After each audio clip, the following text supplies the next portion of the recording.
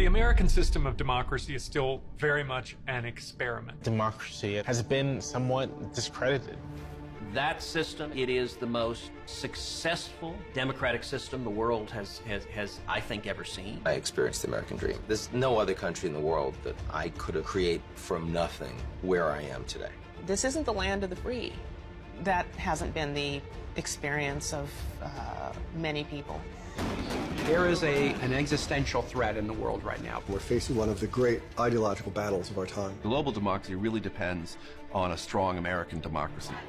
The way that democracies die today is not the way it died 50 or 60 years ago. We usually think of a violent takeover or seizure of power. Today, the dominant way in which democracies die is much more subtle. Really, populists rise to power through election. It's not easy. Democracy is hard. We have to fight for it every day. We have to pay attention. We have to take a stand. We cannot assume someone will do it for us. If this system continues without reform, I think there is a very real possibility of violence and potentially a split in the United States.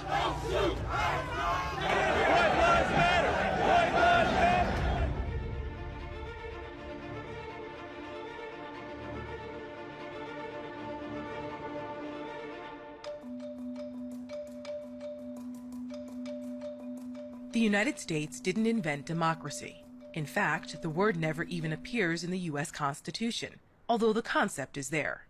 Phrases like, "we the people, in order to form a more perfect union," certainly suggest the participation of all. Democracy is now under the microscope, largely because its health and survival in the United States is in question. Is it even practical that a 200-year-old system can still thrive today?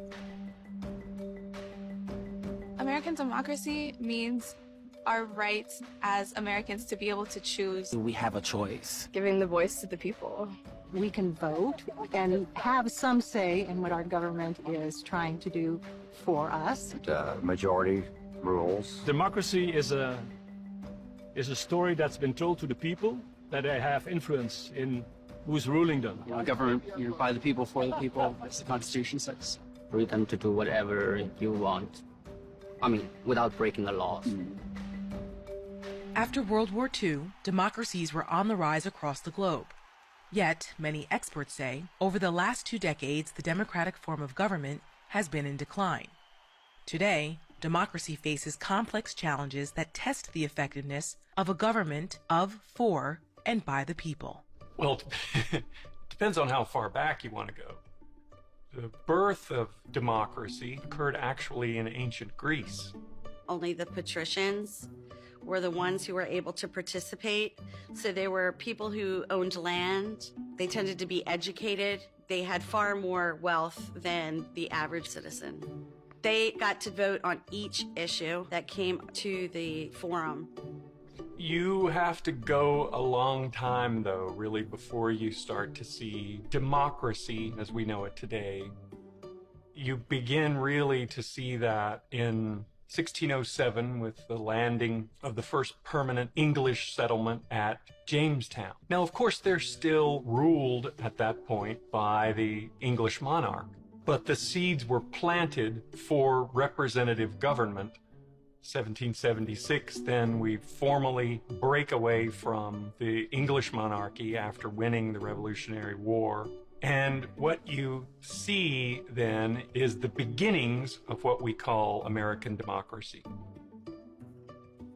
We really didn't have a true democracy until 1965, until the Voting Rights Act of 1965, which allowed black people to vote. The United States is a unique country. The founding of our nation was a miracle in history. And America really began with a revolution of ideas that was every bit as important as the revolution we fought with muskets and bayonets. I think that's an interesting thing in America. And it reflects the fact that we're born out of an idea and not a nationality or ethnicity or religious group. When we think of the risks in bringing this country alive in the revolution of the incredibly radical idea of we do not want kings and queens to be in charge of us. The signers of our Declaration committed treason when they affixed their names to that document, and they knew it. They joked about it. They were extremely aware that the likelihood of their success was rather slim, but the importance of what they were doing was so magnificent. They had no choice. That revolution of ideas, it started, number one, with the principle that our rights don't come from government. They're not crumbs to be given by the monarch, by kings or queen, to be given or taken away at whim.